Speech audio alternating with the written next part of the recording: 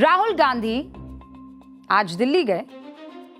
दिल्ली में जिद इस बात की थी कि जिस बच्चे पर पैलेट गन चली है उसकी जांच हो, लेकिन जांच से पहले एफआईआर दर्ज करवाई जाए। तो दिन भर के रिवीजन के बाद पाठशाला में पहली क्लास, छात्रों के नाम पर दो तरफा राजनीति करने वालों की यह क्लास। साधु ऐसा चाहिए जैसा सूप सुभाए, सार सार को गही रहे, थोता देई उड़ाए। संत कबीरदास का है ये दोहा, और क्या बताता है? सच की परख निष्पक्ष होनी चाहिए। लेकिन जब राजनीति में ही सार अपनी सहूलत और फायदे के हिसाब से चुना जाने लगे तो सवाल उतना ही लाजमी हो जाता है जितना सांस लेना, और सांस के साथ साथ वो सवाल भी उतने ही मजबूत हो जाते हैं। आज दिल्ली के संसद मार्ग पुलिस स्टेशन के बाहर से कई सारे कीवर्ड सामने आए हैं। न्याय का योद्धा, आंदोलन के खिलाफ जननायक, सत्याग्रह और छात्रों को न्याय। दिल्ली का संसद मार्ग थाना सियासी अखाड़ा बन गया। राहुल गांधी अचानक अपने तमाम दिग्गजों के साथ जमीन पर धरने पर बैठ गए। पैलेट गन के कथित पीड़ित साहिल का मुद्दा, आंखों में सवाल और जाकर एफआईआर दर्ज करवा भी दी। राहुल गांधी जी, जब आप दिल्ली में संसद मार्ग थाने के बाहर 6 घंटे तक जमीन पर बैठे थे तो हम सब ने देखा, देश देख रहा था। एक तरफ आप साहिल के हाथ में न्याय की उम्मीद बनकर खड़े दिखे, पुलिस के दरवाजे पर अड़े रहे। जब तक एफआईआर दर्ज नहीं हो गई, लगा कि वाकई छात्रों और युवाओं का दर्द राहुल जी महसूस कर रहे हैं और अब वो नेता आ गया है जो जमीन पर उतरेगा।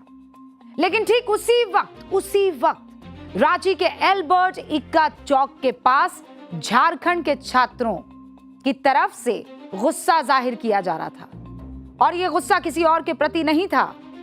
राहुल जी, आप ही का पुतला फूंकने की कोशिश हो रही थी। अब सीधा सवाल है, क्या न्याय की परिभाषा सीमाओं के साथ बदल जाती है?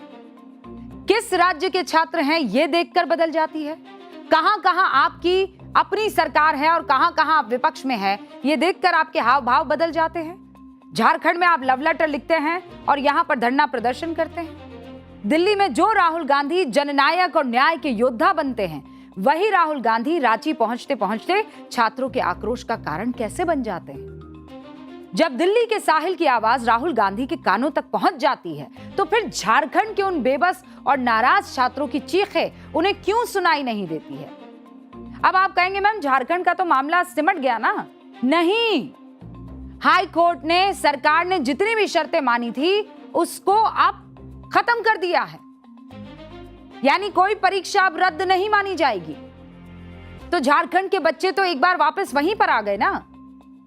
क्या वो युवा राहुल जी आपके कोट अनकोट सत्याग्रह का हिस्सा बनने लायक नहीं है, या फिर वहां की सियासी सहूलतें आपको चुप रहने पर मजबूर कर देती है? मैं आपको तस्वीरें दिखाती हूं और फिर आगे बात करूंगी।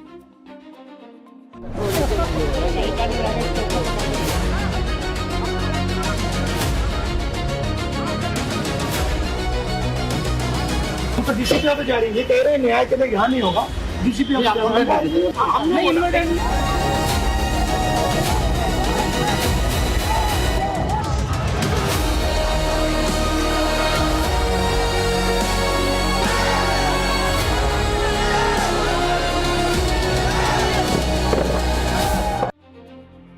तो झारखंड में जिन 2 मुख्य परीक्षाओं को लेकर आंदोलन छिड़ा, वो मुद्दा फिर तेज हो गया है। हेमंत सोरेन सरकार ने 22 परीक्षाएं रद्द करके 2 दिन का इंस्टेंट बैंडेड लगाया, लेकिन झारखंड हाई कोर्ट ने उनकी सरकार की तरफ से करवाई गई परीक्षा रद्द करने के फैसले का बचाव, जो झारखंड सरकार है उसने इस फैसले का बचाव नहीं कर पाई।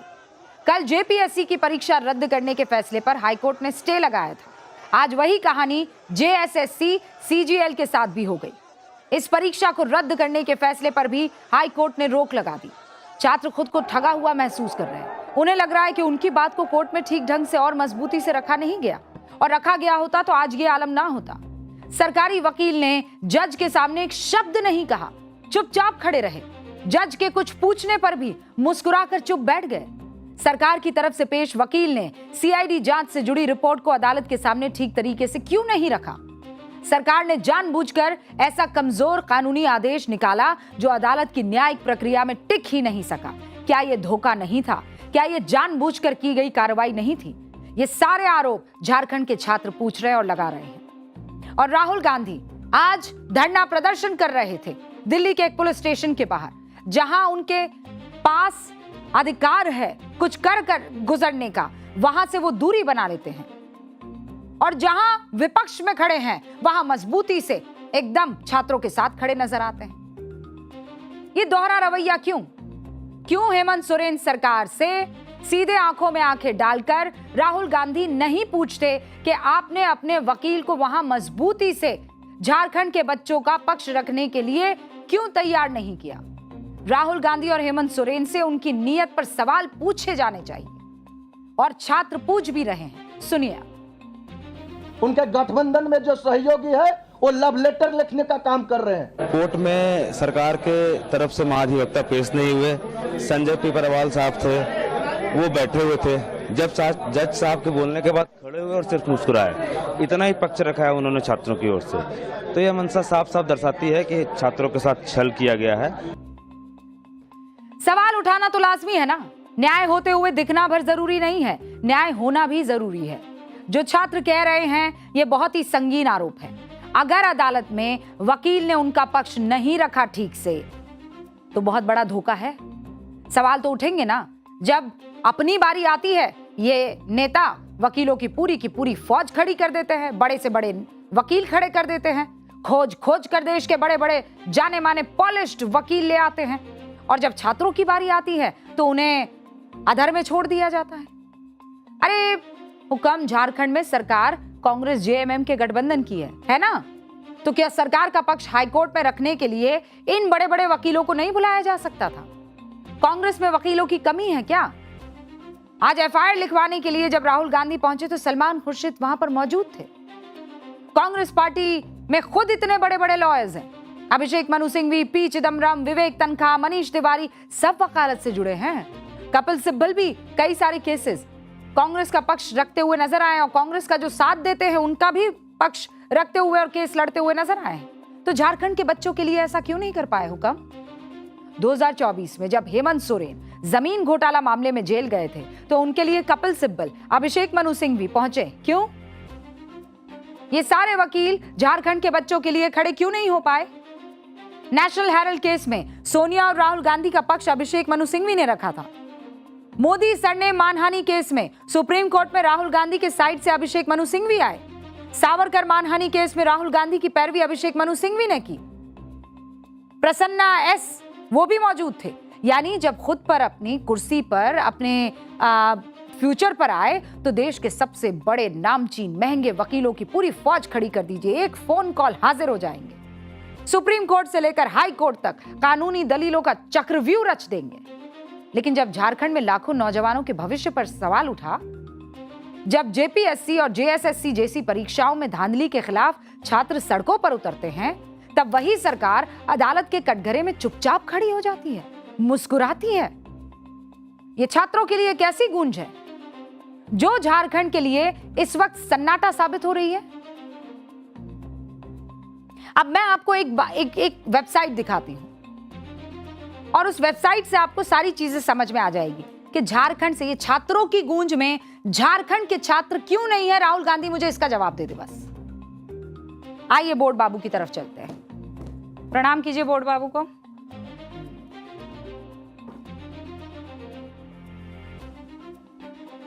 अब ये जो आपको दिखाई दे रहा है वो क्या है? ये राहुल गांधी की वेबसाइट है, rahulgandhi.in, छात्रों की गूंज। ठीक है, अब ये 17 जून को शुरू हुआ। ठीक है, कैंपेन टाइमलाइन भी दिख रही है आपको। 17 जून को क्या किया भैया राहुल गांधी ने? ये गए छात्रों के साथ, गूंज की उन्होंने। कहां पर की? कोटा में महारैली की। फिर 17 जुलाई आता है, एक महीने का गैप, फिर छात्रों की गूंज देहरादून में करते हैं। फिर आगे बढ़िए, आगे क्या आता है? ये डिबेट पार्लियामेंट में चाहते हैं छात्रों के साथ जो अन्याय हो रहा है उस पर। और उसके बाद वो 21 जुलाई को ही टाइमलाइन आपको यहाँ पर दिख जाएगी। ये देखिए टाइमलाइन है, 11 बजे क्या किया, 5 बजे क्या किया, 7 बजे क्या किया, 10 बजे क्या किया। ठीक है, ये तो होगी 21 जुलाई। अब जरा 22 जुलाई की तरफ आइए। 22 जुलाई को क्या हुआ? प्रोटेस्ट इन्होंने किया। कहाँ किया? ऑपोजिशन ने पार्लियामेंट में प्रेस कॉन्फ्रेंस की, फिर 4:30 बजे। फिर आप 23 जुलाई को आ जाइए। ध्यान रखिएगा, ध्यान रखिएगा, ये जब मैं आपको सब दिखा रही हूं तो इसमें झारखंड कहां है, क्योंकि छात्रों की गूंज तो झारखंड में भी होगी ना। तो आप 23 जुलाई पर आ जाइए। 23 जुलाई में क्या हुआ, ऑपोजिशन ने पार्लियामेंट में प्रोटेस्ट किया और फिर गांधी स्मृति और कैंडल लाइट मार्च किया। फिर आप 24 जुलाई को आ जाइए। ये वही है बच्चा साहिल जिसको आज पुलिस थाने में लेकर गए थे ताकि कंप्लेन दर्ज करवाई जा सके। ये तो 1 बजे की प्रेस कॉन्फ्रेंस है। अमित शाह की अकाउंटेबिलिटी तय करने के लिए ये प्रेस कॉन्फ्रेंस 25 जुलाई को करते हैं। फिर आप देखिए 26 जुलाई को होम मिनिस्टर को लेटर लिखते हैं राहुल गांधी, दिखाई दे रहा है ना आप सबको। फिर 27 जुलाई को आइए, वापस पार्लियामेंट में प्रोटेस्ट होता है और फिर इरफान एक जो प्रोटेस्टर हैं उनसे ये मुलाकात करते हैं। मतलब ये पूरी वेबसाइट है, द इशू, द कैंपेन, सब ये इरफान है जिससे मुलाकात करते हैं। फिर उसके बाद 28 जुलाई को आइए, spoke up against the rapist supporters, new education minister, ठीक है। फिर उसके बाद आप आ जाइए 29 जुलाई, अमित शाह की brutality against student in parliament, not allowed to speak. 1 बजे, फिर 6 बजे प्रेस कॉन्फ्रेंस करते हैं। अमित शाह ने क्यों पुलिस को इजाजत दी या क्या पुलिस को इजाजत दी, ये सवाल करते हुए। अब मेरा आपसे एक सिंपल सा सवाल है, कहां से शुरू हुआ था सिलसिला? 17 जून, 17 जुलाई, 21 जुलाई, 22, 23, 24, 25, 26, 27, 28, 29 जुलाई तक सब कुछ यहां पर मौजूद है। इसमें कहीं झारखंड आपको दिखा? और फिर बता दूं आपको ये क्या है, ये क्या लिखा हुआ है यहां पर? अगर इसको आप जूम करेंगे तो ये क्या लिखा हुआ है? ये क्या लिखा है? छात्रों की गूंज। क्या ये छात्रों की गूंज रांची में नहीं है? रांची में तो छात्रों की गूंज है, पर राहुल जी आपकी गूंज नहीं दिखाई दे रही है। एक ट्वीट कर देना, लव लेटर लिख देना काफी है क्या झारखंड की सरकार को? आज रांची में विरोध प्रदर्शन के दौरान पुलिस के साथ छात्रों की झड़प हुई। आरोप है कि इस दौरान महिला प्रदर्शनकारियों के साथ मारपीट हुई। ये मैं नहीं कह रही हूं, आप खुद सुन लीजिए।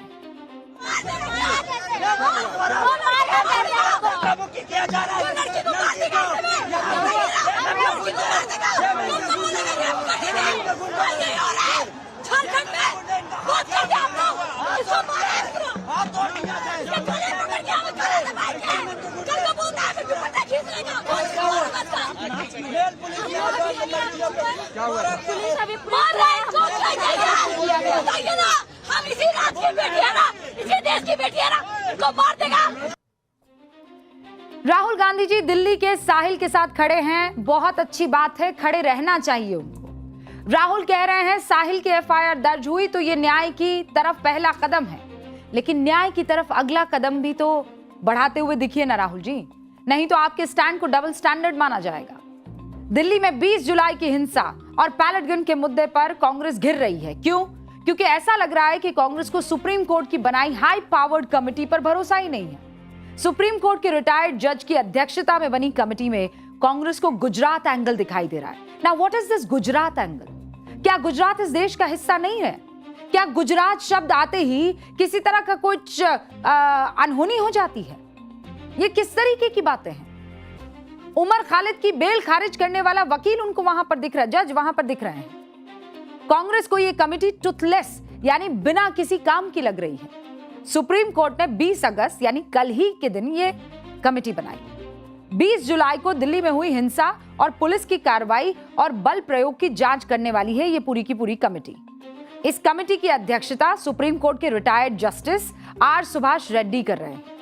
कमेटी में पंजाब और हरियाणा हाईकोर्ट के पूर्व चीफ जस्टिस रविशंकर झा हैं, दिल्ली हाईकोर्ट के पूर्व जस्टिस शालिंदर कौर हैं, सीबीआई के पूर्व डायरेक्टर ऋषि कुमार शुक्ला हैं, मेघालय के पूर्व डीजीपी LR बिश्नोई हैं। लेकिन संविधान और कानून की बात करने वाली कांग्रेस को इस कमेटी पर भरोसा नहीं है। आप बताइए, कोई जज गुजरात का है तो क्या उसकी निष्ठा पर आप सवाल उठा दीजिएगा? किसी जज ने उमर खालिद की बेल रिजेक्ट कर दी तो क्या वो अपना काम ढंग से नहीं कर रहे? सबूतों से चलती है कोर्ट, मनमानी से नहीं। ये किस तरह का तर्क है? और इसीलिए आज इतिहास के पन्ने पलटना जरूरी है ताकि याद दिलाया जा सके, ये आईना दिखाया जा सके कांग्रेस को। क्योंकि कहते हैं ना कि आप जैसी आपके मन में गड़बड़ी होती है वही गड़बड़ी आप दूसरों के अंदर तलाशने की कोशिश करते हैं। ध्यान से बस सुनते जाइएगा। एक नाम ले रही हूं, बहरुल इस्लाम। नाम याद रखिएगा, क्या है? बहरुल इस्लाम। असम हाई कोर्ट में 1951 में एक वकील के तौर पर रजिस्टर्ड हुए थे और सुप्रीम कोर्ट में 1958 में रजिस्टर्ड हुए। उन्होंने 1956 में कांग्रेस पार्टी की सदस्यता ले ली। 1962 में उन्हें राज्यसभा भेज दिया गया। 1968 में उन्हें फिर से राज्यसभा भेज दिया गया और इसके बाद 72 में उन्हें असम और नागालैंड हाईकोर्ट का जज नियुक्त कर दिया गया। राज्यसभा से इस्तीफा देने के बाद यह हुआ। इसके बाद 1979 में उन्हें गुवाहाटी हाईकोर्ट का चीफ जस्टिस नियुक्त किया जाता है और फिर 1980 में वो इस पद से रिटायर हो जाते हैं और इसके बाद बहरुल इस्लाम के सफर में बहुत ही इंटरेस्टिंग मोड़ आता है। 4 दिसंबर 1980 को बहरुल इस्लाम को सुप्रीम कोर्ट का जज नियुक्त कर दिया जाता है। इस रोचक मोड़ को आप ऐसे समझिए, क्योंकि रिटायर्ड जजेस को अक्सर रीअपॉइंट नहीं करते हैं। इस नियुक्ति के 3 साल बाद यानी 12 जनवरी 1983 को बहरुल इस्लाम सुप्रीम कोर्ट के जज पद से इस्तीफा दे देते हैं। बहरुल इस्लाम कांग्रेस उम्मीदवार के रूप में असम की बरपेटा लोकसभा सीट से चुनाव लड़ना चाहते थे। हालांकि इस दौरान चुनाव पोस्टपोन कर दिया जाता है और इसके बाद 84 में कांग्रेस ने उन्हें एक बार फिर से राज्यसभा भेज दिया। क्या यह सीधा सीधा कॉन्फ्लिक्ट ऑफ इंटरेस्ट का मामला नहीं है और न्यायपालिका की आड़ में सत्ता का राजनीतिक घालमेल नहीं है? आज यही कांग्रेस सुप्रीम कोर्ट की कमेटी पर सवाल खड़े कर रही है। वाह, आपको न्याय भी चाहिए, न्याय का योद्धा भी बनना है और न्यायपालिका पर सवाल करेंगे। अब 3 बातें एक साथ कैसे हो सकती हैं? लेकिन यही तो राजनीति है। और अब दूसरे सब्जेक्ट पर आते हैं, इस सवाल के साथ कि राहुल गांधी अगर छात्रों की गूंज को पूरे देश भर में रोशन करना चाहते हैं तो झारखंड से दूसरी शुरुआत होनी चाहिए। अब दूसरा सब्जेक्ट, ये विषय